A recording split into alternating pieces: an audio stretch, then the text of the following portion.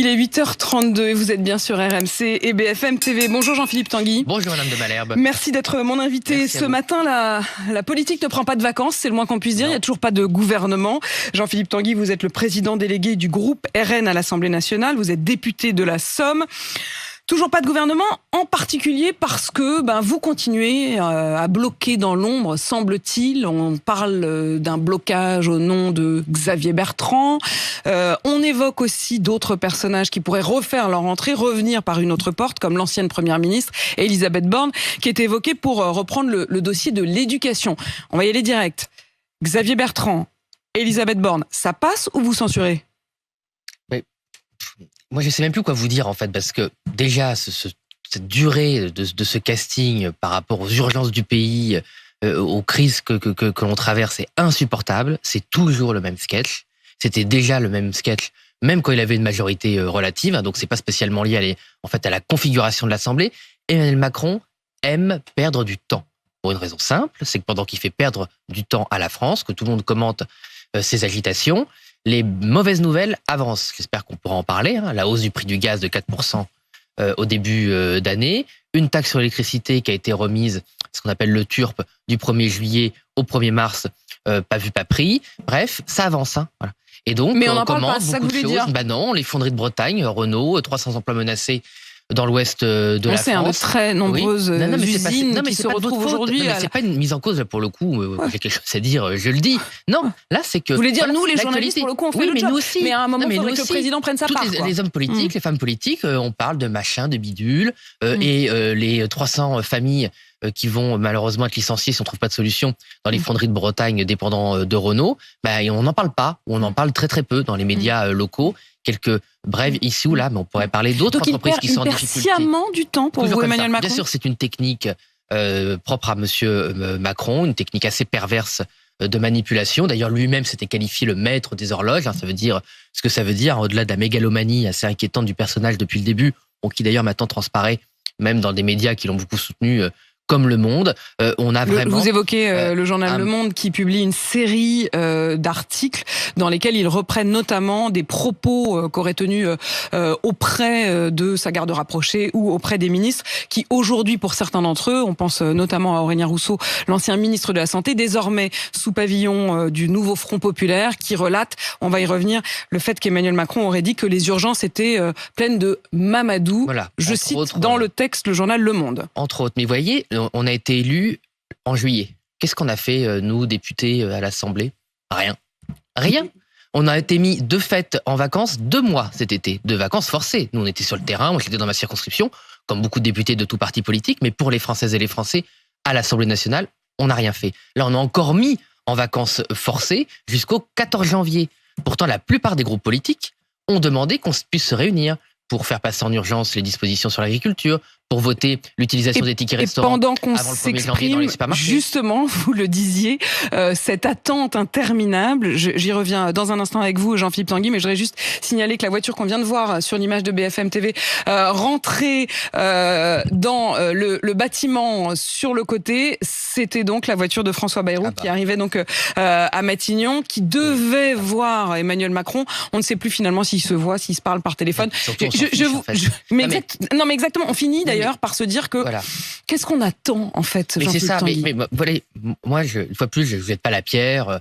Nous sommes des responsables politiques, vous êtes des journalistes. On subit en fait tout cette espèce de mascarade du faux pouvoir, des semblants du pouvoir. Mais c'est tout ce qui lui reste à Monsieur Macron ou à Monsieur Bayrou ou à la Macronie en général. C'est l'apparence du pouvoir. C'est le cirque des voitures, c'est partager des bribes de fin de règne. Et derrière ça, il se passe rien pour les Français. Même Madame Borne, vous parlez de Madame Borne, je la vois souvent parler du fait qu'on a voté plus de 100 textes législatifs pendant les 2 ans précédant la dissolution. Mais c'était des tout petits textes. Alors, il peut y avoir des mesures utiles pour les gens. Mais on n'avait pas de grandes mesures sur la crise agricole. Ce que vous voulez dire, c'est que la crise politique date de bien plus longtemps. Bien sûr, en fait, ça fait 2 ans et demi que notre pays est paralysé, qu'on fait des surplaces, le monde avance, les États-Unis avancent, la Chine avance, nous perdons en puissance économique, nous sommes toujours victimes d'une submersion migratoire, et finalement, le bilan de M. Macron depuis 2 ans et demi, par sa faute, c'est la réforme des retraites dont plus personne ne veut et que personne ne veut et qui finance rien. Je vous entends tout mettre sur le dos du chef de l'État. Alors je veux bien qu'il en ait une grande part, mais tout de même, Jean-Philippe Tanguy, qu'avez-vous fait pour que ça ne bloque pas cette censure que vous avez votée? C'est quand même vous qui avez précipité ce gouvernement et sa chute. Aujourd'hui, on aurait un budget, la France serait un peu moins à l'arrêt. Attendez, mais c'était quoi ce budget? C'était 40 milliards. Je lisais la note encore de l'OFCE là qui fait un bilan qui compare la loi spéciale qu'on a votée. Qui fait un bilan sur la loi spéciale. Je précise les choses pour que ceux qui nous écoutent ou qui nous regardent le comprennent bien. En effet, on a bien compris, il n'y a pas eu de budget voté. Tant qu'il n'y a pas de budget 2025, on reconduit via ce qu'on appelle une loi spéciale le budget de l'année précédente. Et l'OFCE, qui est donc l'analyste des économies des pays occidentaux, constate que les plus malchanceux de cette loi spéciale, ça va être les classes moyennes françaises. Oui, non, ça c'est pas vrai, mais on pourra y revenir. Bon, mais les chiffres, il y a certains morceaux que vous prenez de leur analyse, mais le reste, quand ça vous met en cause, vous prenez pas. Non, ça ne met pas en cause, c'est juste les chiffres qui donnent. C'est intéressant, les chiffres en valeur absolue, pas l'analyse qui en est faite après. On parlait de 45 milliards d'efforts budgétaires, dont 30 milliards d'impôts.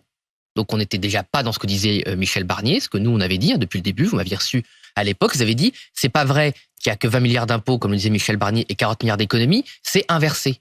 Donc c'était bien inversé. Donc je suis très fier qu'on ait bloqué un budget qui ne faisait aucune réforme structurelle d'économie, qui faisait porter tous les efforts par des hausses d'impôts sur les entreprises, sur les ménages, sur tous les ménages avec la hausse de taxes sur l'électricité par exemple, mais aussi des coups de rabot, une taxe sur le sucre, encore une taxe sur le tabac, encore la baisse de remboursement des médicaments, des baisses de droits ici ou là, la désindexation des retraites qui, grâce à notre censure, les retraites vont bien être indexées. Et contrairement à ce que j'ai entendu par la propagande d'État, c'est pas les grosses retraites, c'est les retraites de base de la sécurité sociale. Donc c'est jusqu'à 2500 euros bruts, donc c'est 1900 euros net. Il y a quand même pas de quoi parler de grosses pensions. Voilà. Donc tout ça, on l'a évité. Et qu'est-ce qu'on a aussi évité? On a évité encore cette inertie. Nous, on a proposé des économies, par exemple 3 milliards sur les opérateurs de l'État, sur la trésorerie des opérateurs. Bercy voulait pas en entendre parler.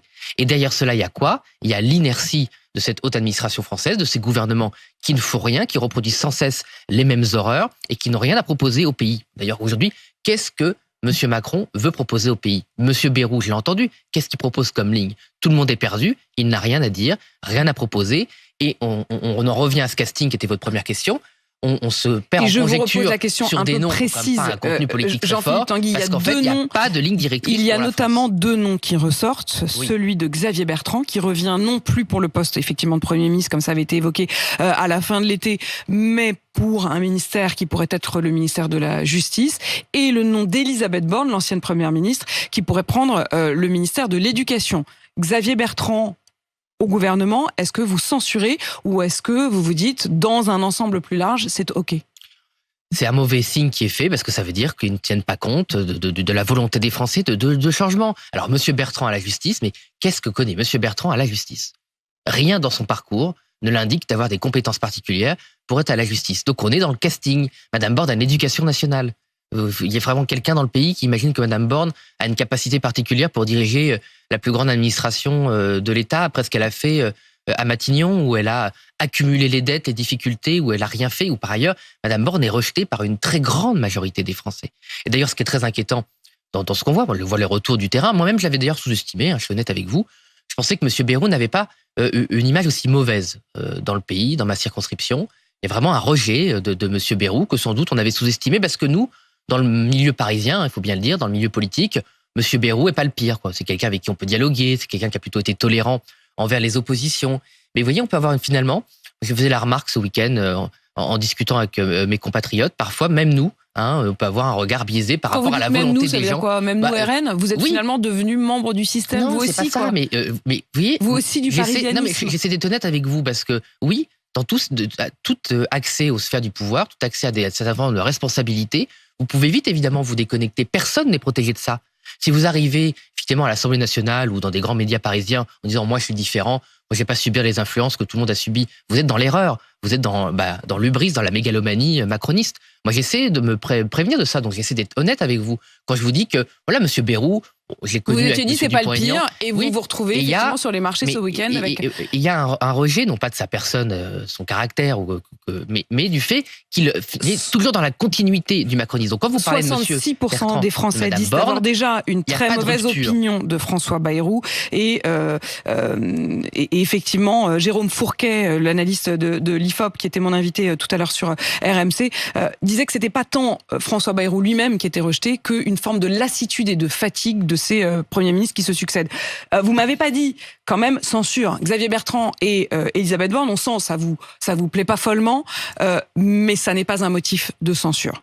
Non, mais il faudra évidemment que la ligne politique de M. Bayrou conduise la France dans l'impasse. Là, j'essaie de me dire que s'il choisit Mme Borne, s'il choisit M. Bertrand, c'est très mauvais signe pour la ligne politique qu'il veut suivre. Comment voulez-vous que Mme Borne... Très mauvais signe, non mais pardon, je voudrais quand même qu'on comprenne. Mais c'est pas moi qui décide, au final, Madame oui, mais enfin, si vous décidez, c'est un groupe. Si le RN décide tout d'un coup que c'est persona non grata absolue et que ça signifie censure, dans ce cas-là, le gouvernement ne passera même pas le mois de février. Donc c'est important ce que vous allez dire ce matin, Jean-Philippe Tanguy, ce matin. Moi, je suis très clair, je vous dis, c'est pas une question de personne, c'est une question de ligne politique. Pourquoi ces personnes sont nommées? On avait mis des menaces de censure sur M. Bertrand, sur Mme Borne, on n'y avait même pas pensé, s'ils étaient à la tête du gouvernement. Parce qu'on ne peut pas travailler avec Xavier Bertrand. Moi, je suis conseiller régional des Hauts-de-France, on ne peut pas travailler avec lui. Il est dans l'agressivité, il est dans le sectarisme, il veut tout diriger tout seul, et il est dans les invectives permanentes. Comme Premier ministre, c'était non, comme membre du gouvernement, c'est pas terrible, mais c'est pas non. Non, on ne peut pas censurer uniquement sur ce casting. Par contre, je vous le dis, je le redis, au-delà des femmes, au-delà des hommes, qu'est-ce que ça veut dire sur la ligne politique? Moi, je ne vois pas Mme Borne participer à un gouvernement qui renie, qui modifie en tout cas en profondeur ce qu'elle a fait comme Première ministre. C'est pas logique. Je ne vois pas M. Bertrand, et d'ailleurs il en est intellectuellement incapable, dépasser toutes les erreurs qu'il a faites pendant 20 ans à toutes les échelles possibles et imaginables. Voilà, par exemple, intellectuellement capable, ça veut dire quoi ça? Mais parce qu'il est très orgueilleux.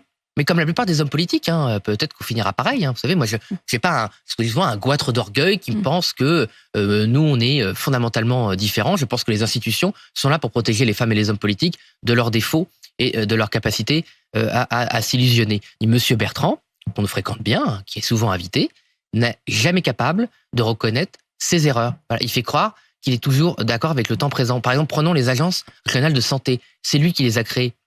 C'est lui qui les a créés. Maintenant, il veut les supprimer. Oui, maintenant, il veut les supprimer. Mais est-ce que vous l'avez déjà entendu dire? Je m'excuse auprès des personnels soignants, des malades français, pour qui j'ai créé ces agences, qui n'ont servi à rien, qui ont coûté très cher. Est-ce qu'il s'est déjà excusé pour une seule chose qu'il a faite? Voilà. Non. Moi, je me suis déjà excusé pour des choses, alors que j'ai jamais eu son niveau de responsabilité. Moi, c'est une différence de nature. Moi, on m'a appris, dans ma famille, là, c'est Noël, on va tous se retrouver. Moi, j'ai une certaine éducation. Moi, on m'a appris que quand je commettais une erreur, on s'excusait. On a bien compris donc que ça ne vaudrait pas censure immédiate, mais que c'était un mauvais signal à vos yeux de ce que François Bayrou attend faire de son gouvernement. Jean-Luc Mélenchon dit que le gouvernement de François Bayrou tombera sans doute dès le 16 janvier. Mais bon, M. Mélenchon, il fait des prédictions autoréalisatrices. Ou au plus tard en février. Mais non, mais vous pensez qu'il peut passer, il peut passer l'hiver? Il peut passer l'hiver s'il annonce des mesures fortes à la représentation nationale quand il va faire son discours de politique générale le 14 de janvier. C'est pour ça que M. Mélenchon donne le 16, c'est que le temps qu'il fasse une censure. Si M. Bayrou annonce des mesures de rétablissement des comptes publics, de rétablissement de l'autorité, des mesures qui peuvent être consensuelles. Garde Bruno Retailleau, ça devrait vous satisfaire. On verra. Hier, M. Retailleau, dans une interview à vos confrères de la presse écrite, m'a beaucoup inquiété. Ah, pourquoi? Parce qu'en fait, il a dit que pour rester ministre, il ne voulait plus de loi et qu'il voulait bien quelques dispositions juridiques, individuelles.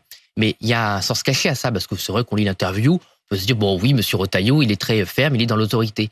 Mais s'il n'y a pas de loi, vous ne pouvez pas prendre un certain nombre de mesures fortes. Vous vous souvenez de la censure des dispositions, dont certaines venaient d'ailleurs à l'époque de M. Retailleau au Sénat. Dans la loi immigration d'il y a un an. Par le Conseil constitutionnel. C'est parce que le Conseil constitutionnel estimait qu'il fallait une loi à part entière, c'était des mesures qu'il appelle cavalier législatif, et qu'on ne pouvait pas les rajouter comme ça, de manière isolée. Il fallait une loi à part entière. Donc ce n'est pas suffisant pour vous rassurer, en tout cas. C'est même très inquiétant ce qu'a dit hier M. Retailleau, parce que c'est un technicien, donc je sais pourquoi il le dit ça. C'est comme ça, il n'a pas l'air d'y toucher. Mais en fait, ce petit changement, qui a l'air d'être une nuance pour le grand public, qui dit, bon, il veut pas une loi, il va prendre quelques mesures. Il ne peut pas les prendre si c'est pas une loi. Donc en fait, en disant comme ça au coin d'une interview, il assume qu'il recule. Pareil sur la régularisation des clandestins. Il dit plus « je suis contre la régularisation des clandestins, je vais modifier le décret de régularisation pour qu'il soit un peu plus ferme, mais il y aura toujours des régularisations de clandestins avec Bruno Retailleau. C'est encore un reniement sous couvert de fermeté. Qui, comme vous le demandez d'ailleurs au RN, estime qu'il faudra revoir également la question de l'AME, l'aide médicale d'État. Comment vous avez réagi quand vous avez entendu que le président Emmanuel Macron disait des urgences qu'elles étaient pleines, je cite, de Mamadou?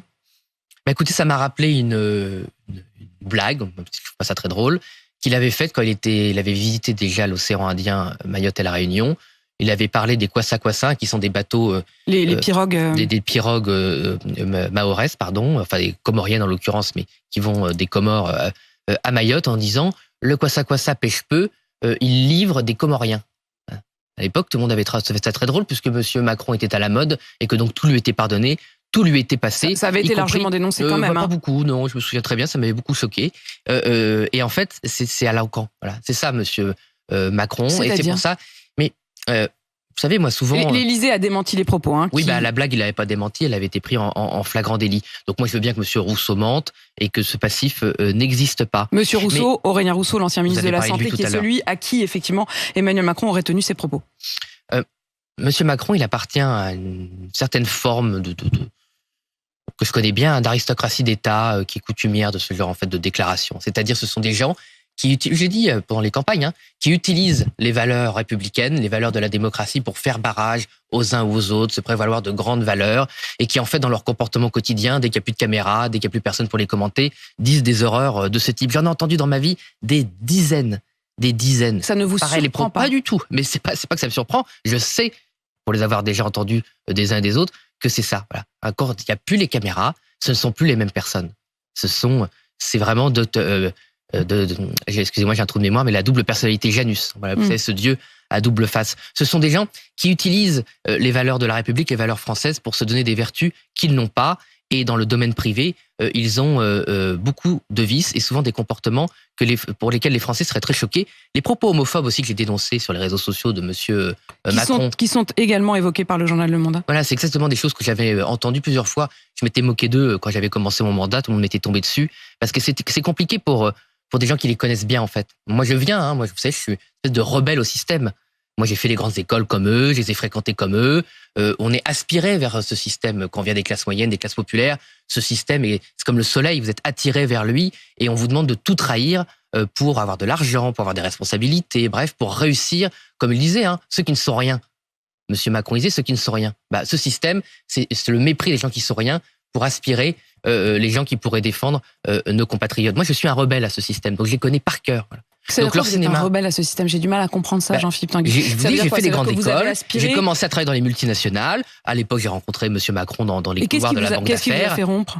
Mais c'est ce genre de comportement, c'est-à-dire des gens qui parlent des valeurs toute la journée et qui dès qu'ils sont à déjeuner, mais d'hypocrisie permanente, mais de gens qui sont vraiment des duplices, qui sont dans la duplicité permanente, qui vont vous parler de justice sociale et qui vont aller faire un deal dans la banque Rothschild qui met sur la paille des dizaines et des centaines de personnes, qui vont vous parler de la souveraineté de la France et qui vont vendre Alstom à General Electric avec les brevets des centrales nucléaires, des gens qui vont vous dire on fait barrage à l'homophobie, on fait barrage au racisme, on fait barrage à l'antisémitisme, qui vont faire qui vont dire des horreurs dans les couloirs, voilà, entre eux, quand ils sont entre eux. Voilà. C'est l'entre-soi, ces gens. C'est une oligarchie qui considère que le peuple n'est pas leur égal. C'est la différence avec le Rassemblement national.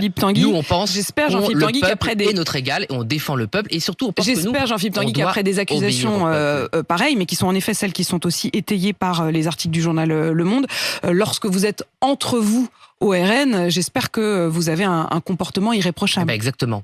Voilà, Marine Le Pen, elle est en privé exactement comme elle est en public. C'est d'ailleurs quelque chose qu'on lui reconnaît, même ses adversaires qui la connaissent depuis très longtemps. Mais je vais vous dire ce que je vous ai raconté là, c'est pas juste pour même si je trouve ça intéressant, important que les gens connaissent un certain nombre de coulisses. C'est aussi, ils n'obéissent pas au peuple. C'est ça que je voulais dire, le fond de ma pensée. C'est que cette duplicité permanente, c'est entre-soi, c'est qu'au fond, ils n'estiment pas, comme démocrates, comme républicains, qu'ils doivent obéir à leurs concitoyens. Et aujourd'hui, vous avez le sentiment, Jean-Philippe Tanguy, que avec cette attente, effectivement, dont vous dites qu'elle est interminable, c'est une manière de ne pas répondre aux attentes des Français. Absolument. Voilà, ils estiment qu'ils n'ont pas de compte à rendre. Ils sont jamais responsables. Lorsqu'on il y a la commission d'enquête à l'Assemblée nationale sur Bercy les 1000 et les milliards, voilà, les 1000 milliards de dettes créées. Personne n'est responsable de rien. À Monsieur le maire, c'est pas sa faute, c'est la faute des oppositions qui n'ont pas voté ce qu'ils voulaient. Monsieur Cazenave, Monsieur le ministre du budget, c'est pas sa faute. Monsieur Macron, après les élections, on en avait parlé ici avec vous, c'est pas sa faute. Voilà. Il n'est pas responsable, il n'est responsable de rien. Et la dissolution, on ne sait même plus si c'est lui qui l'a vraiment décidé. Ce sont des gens qui veulent être des responsables politiques, mais qui se prévalent toujours d'une irresponsabilité démocratique. Ils ne veulent pas obéir au peuple français quand ils votent. Référendum de 2005, envoyé à la poubelle, et aux dernières élections. Ils continuent. Et on a bien entendu, ils pensent d'ailleurs, ils appellent ça la pédagogie. Qu'il n'y a pas de expliquer aux censure. Français qui seraient des enfants. Les Français ne sont pas des enfants, et nous on considère comme responsables politiques qu'on doit obéir au peuple français. Mais on a bien entendu ce matin, Jean-Philippe Tanguy, vos critiques, elles sont très sévères, mais pour autant, il n'y a pas de censure automatique, immédiate dans les tuyaux. Non. Ben non, nous, on jugera sur pièce. Qu'est-ce que Monsieur Bayrou, pour le moment c'est pas brillant dans ses interventions, veut présenter au peuple français? On lui laisse cette chance, parce que la situation est grave, et on ne peut pas faire la politique du pire. Par contre, on prendra nos responsabilités. Marine Le Pen l'a encore dit dans un certain nombre d'entretiens, si la perspective qu'on donne aux Français, c'est juste de leur taper sur la tête, de les punir et de ne pas faire de réformes structurelles. On lui laisse cette chance. On lui laisse cette chance, comme vous dites, Jean-Philippe Tanguy ce matin, donc président délégué du groupe RN à l'Assemblée nationale, député de la Somme.